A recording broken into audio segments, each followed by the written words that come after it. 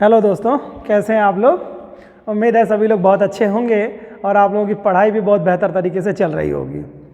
हम लोग हिंदी पढ़ रहे हैं। हिंदी के सेगमेंट में हम लोगों ने हिंदी साहित्य का इतिहास स्टार्ट किया हुआ है, जिसमें हम लोगों ने हिंदी साहित्य के बारे में कुछ बेसिक चीज़ें जान ली हैं कि हिंदी कैसे संस्कृत से परिष्कृत होते हुए, परिवर्तित होते हुए, रूप बदलते हुए, पाली प्रकृत अपभ्रंश और हट होते हुए हिंदी में आती है।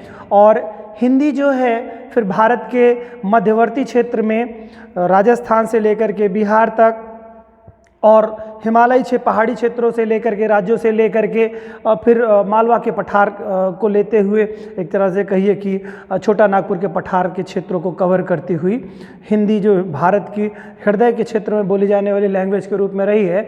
इसकी 5 उपबोलियाँ रही हैं, ये बातें हम लोगों ने देखी हैं। 5 इसकी उपभाषाएँ रही हैं, जिसमें राजस्थानी हिंदी जिसकी 4 भाषाएँ रही हैं, और उसके बाद पश्चिमी हिंदी जिनकी 5 बोलियां रही हैं, और इसके बाद में हमारा पहाड़ी हिंदी जिनकी 3 बोलियां रही हैं, और साथ ही साथ पूर्वी हिंदी और बिहारी हिंदी हमारी रही जिनकी 3-3 बोलियां दोनों की रही हैं। तो इस तरह से कुल 18 बोलियां हम लोगों ने देखी और 5 उपभाषाएँ देखी।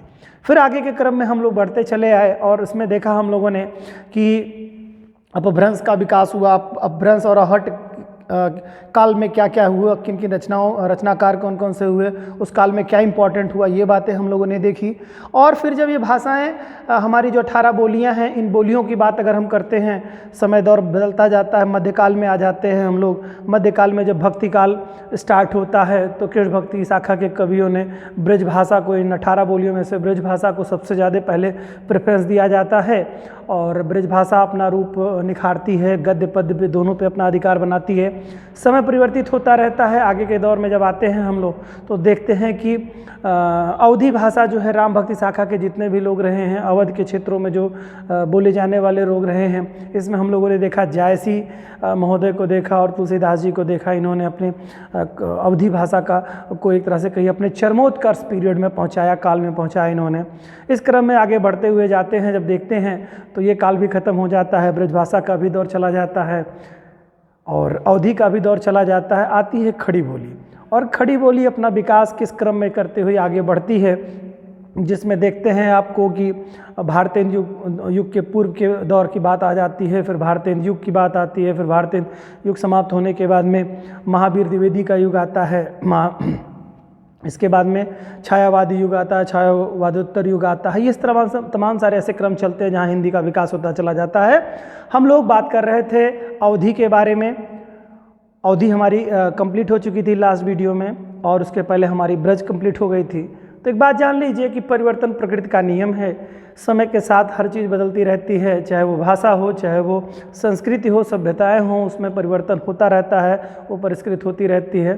फिर समय के साथ सारी चीज़ें परिवर्तित हो ही जाती हैं। कभी दौर रहा संस्कृत का, कभी दौर रहा पाली का, कभी रहा प्रकृत का, कभी अपभ्रंश का, और कभी हिंदी के दौर में रहे हैं ब्रजभाषा, अवधी, खड़ी बोली।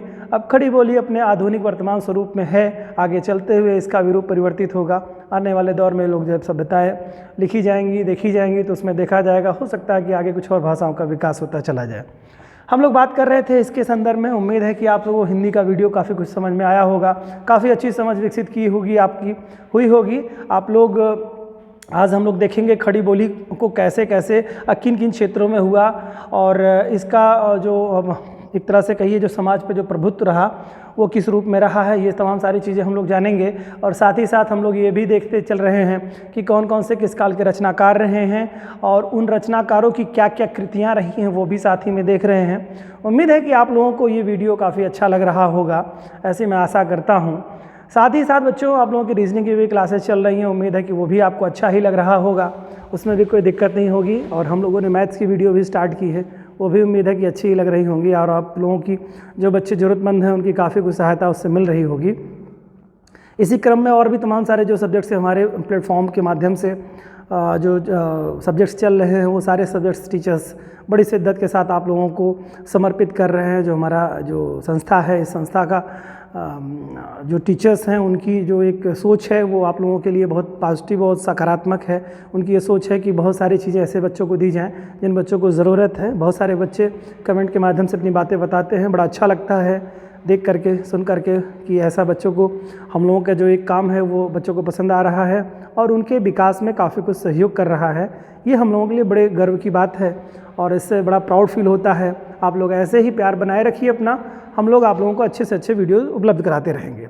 हिंदी साहित्य में हम लोगों ने देखा जो क्रम चल रहा था, ये क्रम पूरी तरह से काफ़ी अपने आप में कंप्लीट है। जो भी एक दिवसीय परीक्षाएं हैं या भारतीय साहित्य का इतिहास जब आपको लिखने की कहीं बात आती है तो उसमें आप बहुत बेहतर तरीके से लिख सकते हैं, चाहे वो जीएस के किसी सेगमेंट में आपको कहीं ज़रूरत पड़ जाए या आपका निबंध के पार्ट में अगर आता है तो इतिहास को लिख सकते हैं। और बाकी जिन परीक्षाओं में हिंदी के से रिलेटेड इतिहास के बारे में पूछेगा वहाँ पर तो आप मुझे लगता है बहुत अच्छी तरह से परफॉर्म करेंगे।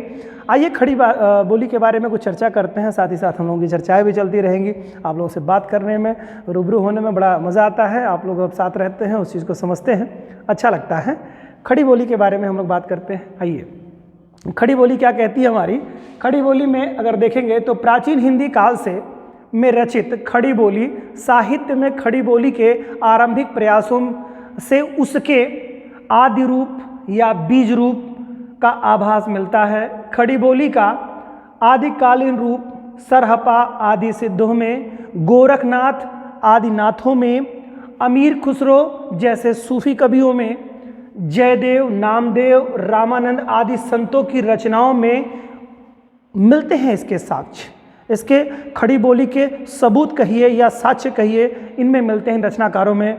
आप देखेंगे तो खड़ी बोली का असर रहता है। तो एग्जाम में क्वेश्चन कभी कभी इससे भी डीप कभी जाएगा तो यहाँ से भी पूछ सकता है कि इनकी लैंग्वेज कैसे रही है।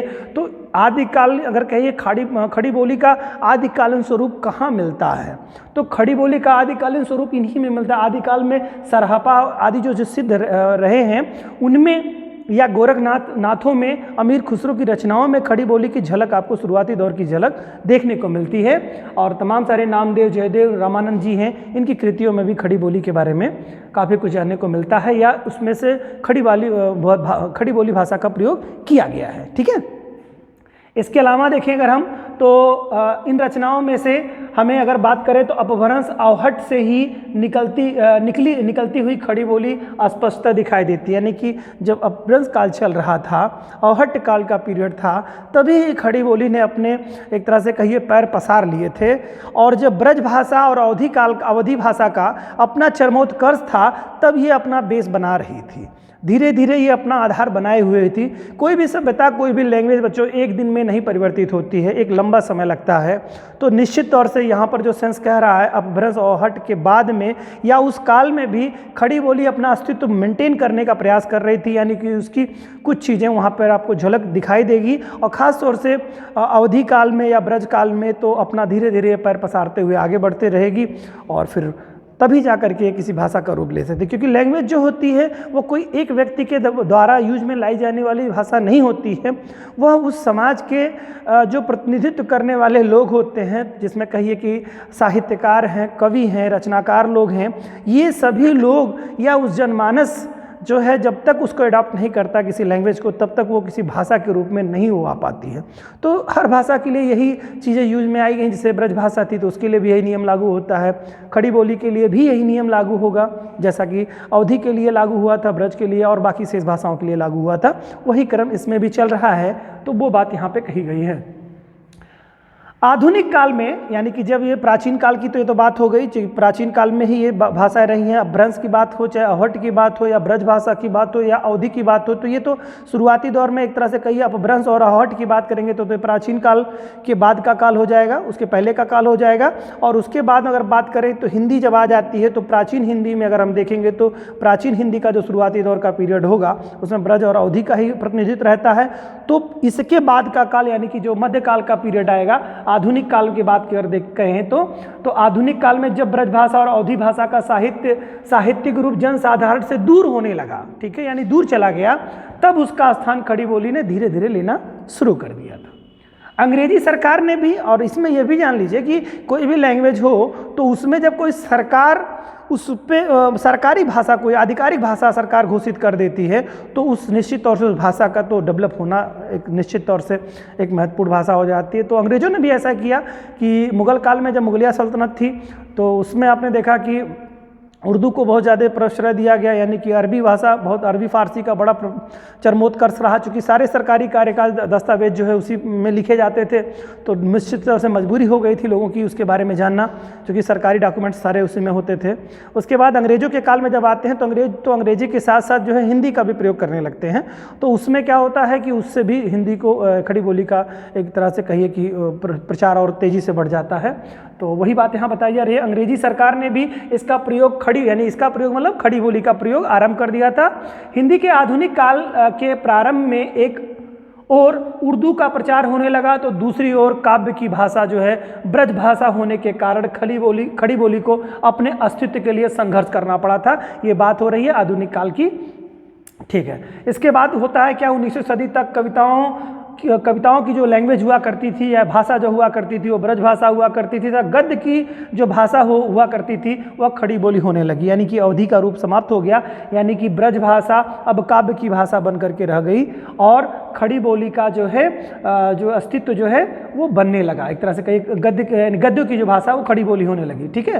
लेकिन किंतु 20वीं सदी के अंत तक आते आते खड़ी बोली गद्य और पद्य साहित्य की भाषा बन गई, यानी कि 19वीं सदी में अगर हम बात करें तो क्या होता है 19वीं सदी में कि ब्रज भाषा वो पद्य की भाषा रहती है, लेकिन गद्य पे खड़ी बोली का अधिकार होता चला जाता है। साथ ही साथ जब 20वीं सदी तक की बात आती है, यानी 20वीं सदी की जब शुरुआत होती है, तो उस काल में गद्य और पद्य दोनों पर खड़ी बोली का अधिकार होता चला जाता है। यही बात यहाँ बताई गई है आपको, ठीक है। इसके बाद जब आधुनिक काल का पीरियड आ जाता है बच्चों, तो आधुनिक काल में क्या होता है, आधुनिक काल में खड़ी बोली को प्रतिष्ठित करने में विभिन्न धार्मिक, सामाजिक एवं राजनीतिक आंदोलनों ने बड़ी महत्वपूर्ण भूमिका अदा की, क्योंकि ये सारे आंदोलन के जो प्रणेता थे या करने वाले लोग थे वो सब खड़ी बोली में ही सारी चीज़ों का प्रयोग किया। अपना लेखनिक यानी धार्मिक चीज़ें थी उसमें भी खड़ी बोली का बड़े पैमाने प्रयोग हुआ, समाज सुधार की जो भी सामाजिक जितनी भी गतिविधियाँ थी उसमें खड़ी बोली का ही प्रयोग किया गया, और राजनीतिक आंदोलनों में तो इसका प्रयोग किया ही किया गया, ठीक है। ने बड़ी सहायता की। परिणाम स्वरूप खड़ी बोली साहित्य की सर्वप्रमुख भाषा बन गई, ठीक है। आधुनिक काल आते आते साहित्य की जो लैंग्वेज हो गई वो क्या हो गई, यहाँ पर आधुनिक काल का मतलब है हिंदी का जो 3 कालक्रम बच्चों बटा हुआ है, प्राचीन, मध्यकालीन और आधुनिक हिंदी, उसमें अगर हम बात करते हैं तो वहाँ के आधुनिक काल की बात कर रहा है कि जो है साहित्य की जो भाषा हो गई वो कौन सी भाषा हो गई आपकी, हिंदी खड़ी बोली हो गई आपकी, ठीक है। तो हिंदी का तो विकास और स्वरूप यह बदलता ही चला गया, परिवर्तित होता चला गया बच्चों। साथ ही साथ आप लोग देखेंगे कि ये तो हिंदी बन गई। अब हिंदी का जो है अब आगे खड़ी बोली को जो है उसका स्वरूप बटेगा और उसको कालखंडों में बांटा जाएगा। आज हम लोग देखेंगे भारतीय युग आएगा। भारतीय युग में देखेंगे तो भारतीय हरिश्चंद्र जो है वो भारतीय युग के प्रणेता रहे हैं, या कहिए सबसे महत्वपूर्ण कवि रहे हैं। जब कोई कवि किसी समय का सबसे महत्वपूर्ण हो जाता है तो मोस्टली उस कवि के नाम से ही या उस रचनाकार के नाम से ही उस काल का नाम जानने लगते हैं। तो अभी हम लोग यहाँ पर देखेंगे, फिर उसके बाद में हम लोग महावीर प्रसाद द्विवेदी के बारे में देखेंगे कि उसके काल के बारे में, ये सब आगे की बात होगी। अभी हम लोग यहाँ बात करते हैं, जैसे अभी आप लोगों ने देखा ब्रज भाषा में देखा सूरदास जी को सबसे महत्वपूर्ण प्रश्रय दिया गया, सारे ब्रज भाषा के कवियों में सबसे ज़्यादा महत्वपूर्ण दिया गया। वहीं पर अगर हम बात करें कि अवधि की बात करते हैं तो उसमें जायसी को देखते हैं, तुलसीदास की रचनाओं को सबसे महत्वपूर्ण स्थान उसमें मिलता है अवधि भाषा में। तो इस तरह से हर काल में कोई ना कोई महत्वपूर्ण व्यक्ति होता है जो मोस्टली उसका प्रतिनिधित्व करता है। तो आधुनिक काल में जब हम आएंगे तो भारतीय हरिश्चंद्र जी का बहुत बड़ा रोल होता है। लेकिन अब भारतीय पूर्व में भारतीय हरिश्चंद्र के पूर्व का जो काल था, यानी कि उनका दौर जब शुरू नहीं हुआ था, उसके पहले खड़ी बोली का क्या अस्तित्व था, तो उसके बारे में हम लोग देखेंगे यहाँ पर। उसके बाद फोर्ट विलियम कॉलेज जो है उसके अंदर के जो भाषा मुंशी थे, हिंदी भाषा के मुंशी, और उसके बाहर के कुछ भाषा मुंशियों ने क्या रोल अदा किया उसके संदर्भ में समझेंगे। और ये जो फोर्ट विलियम कॉलेज जो है इसके बारे में कुछ आप जान लीजिए कि अंग्रेज़ सरकार क्या थी कि यहाँ पर जब अंग्रेज आते थे और भारतीय प्रशासनिक सेवा में अपना रोल अदा करना चाहते थे, यानी कि एक अधिकारी बन के जाते थे, तो उनका मोस्टली सामना कहाँ से होता था, यहीं की जनता से होता था जो कि हिंदी भाषा बोलती थी। और हिंदी में चूँकि खड़ी बोली का दौर चल रहा था तो खड़ी बोली भाषा का प्रयोग उसमें करती थी। तो यहाँ के ऑफिसर्स के लिए मस्ट हो गया था कि हिंदी को पढ़ें, समझें। अगर वो समझेंगे नहीं हिंदी भाषा को तो फिर वो कैसे एडमिनिस्ट्रेशन करने में उनको थोड़ी सुविधा होगी। तो उसके लिए उन्होंने हिंदी भाषा के विकास के लिए इस विद्यालय की स्थापना की गई। तो विद्यालय के बाहर और विद्यालय के अंदर के कुछ कवियों के बारे में यहाँ आपको जानने को मिलेगा। तो ये दौर जो है यहाँ पर भारतीय हिंद के पूर्व वाला दौर है, उसके बारे में थोड़ी चर्चा करते हैं। इसी नाते कोई इसके मतलब खड़ी बोली का एक दौर आएगा जिसमें भारतीय हरिश्चंद्र का दौर होगा, जो कि बहुत ही महत्वपूर्ण दौर होगा। इस नाते उनके पहले का दौर की बात करेंगे, उनके दौर की बात करेंगे। क्लियर? चलिए बात करते हैं भारतीय पूर्व युग की बात करता है, यानी कि भारतीय जी नहीं आए हैं उसके पहले क्या था हिंदी की स्थिति। उसमें बात होती है खड़ी बोली गद्य के आरंभिक रचनाकारों में। अगर हम बात करते हैं कि कौन आरंभिक रचनाकार रहे हैं, फोर्ट विलियम कॉलेज के 2 भाषा मुंशी रहे हैं जिन्होंने हिंदी के खड़ी बोली को मतलब अपने उत्कर्ष पे पहुंचाने में बड़ा रोल अदा किया है। इनमें एक लल्लू लाल जी हैं जिनकी रचना है प्रेम सागर, और दूसरे हैं सदल मिश्र जिनकी रचना है नचिकेतोपाख्यान। ठीक है, नचिकेतोपाख्यान, ये 2 रचनाकार हैं जो कि कहाँ के भाषा मुंशी थे, फोर्ट विलियम कॉलेज के भाषाविद थे।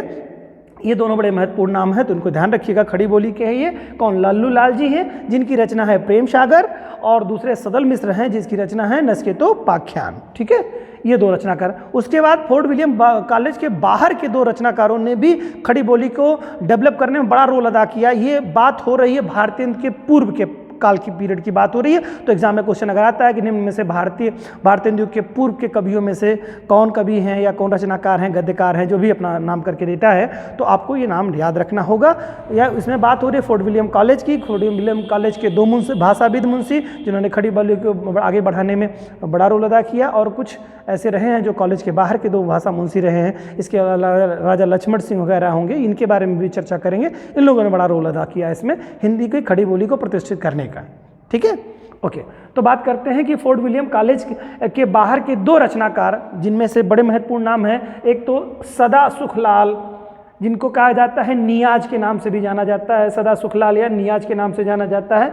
इनकी रचना है बच्चों सुख सागर है। ठीक है, यहाँ पर देखिए लल्लू लाल जी की रचना थी प्रेम सागर, और यहाँ पर सदा सुखलाल जी की जो नियाज की जो रचना, जिनको नियाज कहा जाता है, इनकी रचना थी सुख सागर। ठीक है, देन इसके बाद इंसा अल्लाह खां साहब हैं। इनकी जो कहानी रहती है, इनकी रचना जो रहती है रानी केतकी की कहानी के नाम से इसका मतलब जो उल्लेखनीय है। तो रानी केतकी की कहानी इंसा अल्लाह खां की रचना है।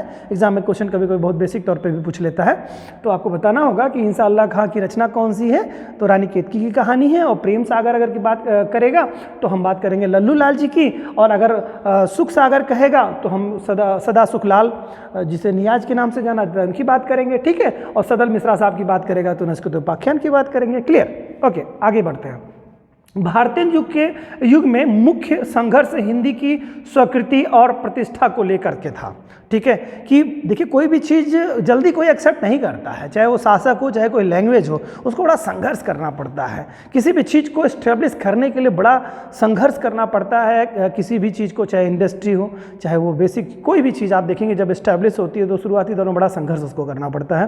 सेम इसी तरह से लैंग्वेज पर भी बात करेंगे तो खड़ी बोली को भी कम संघर्ष नहीं करना पड़ा, इसको संघर्ष करना पड़ा। और बहुत सारे ऐसे रचनाकार जिनके बारे में हम लोग पढ़ रहे हैं, इन लोगों ने अपना रोल अदा किया, और इनकी अथक संघर्ष के कारण से कोई लैंग्वेज एस्टेब्लिश हो पाती है। ठीक है, तो ये खड़ी बोली में बात करें तो ये सारे लोगों की बात करते हैं। लल्लू लाल जी हैं, सदल मिश्रा जी हैं, सदा सुखलाल जी हैं, इंसा अल्लाह खां साहब हैं, उसके बाद राजा लक्ष्मण सिंह वगैरह हैं। ये सब तमाम सारे लोग बहुत रोल अदा करते हैं। चलिए आगे बात करते हैं। तो स्वीकृति और प्रतिष्ठा को लेकर के संघर्ष था।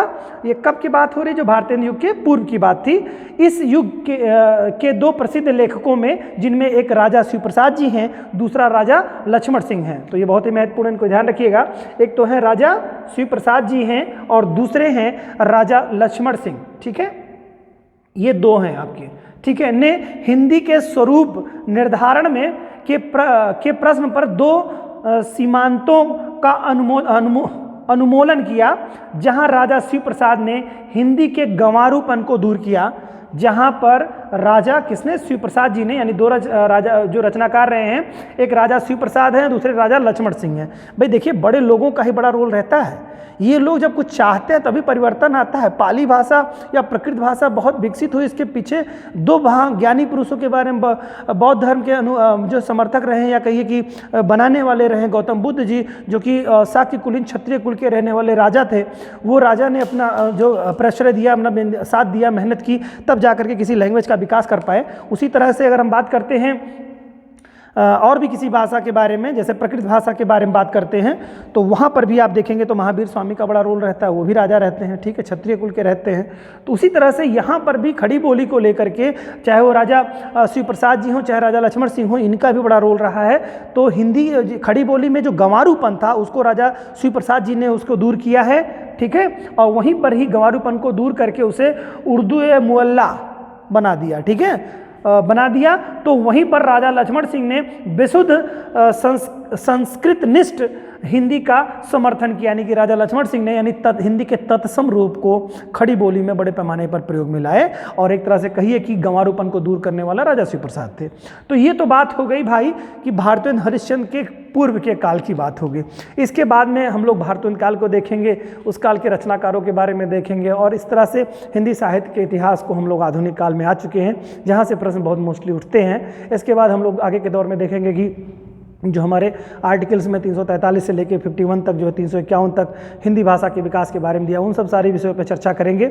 और आज के लिए तो इतना ही रहने देते हैं, क्योंकि हिंदी है, बहुत सारे लोगों को कम समझ में आती होगी, तो उनको बड़ा वीडियो हो जाएगा तो थोड़ा बोरिंग लगेगा।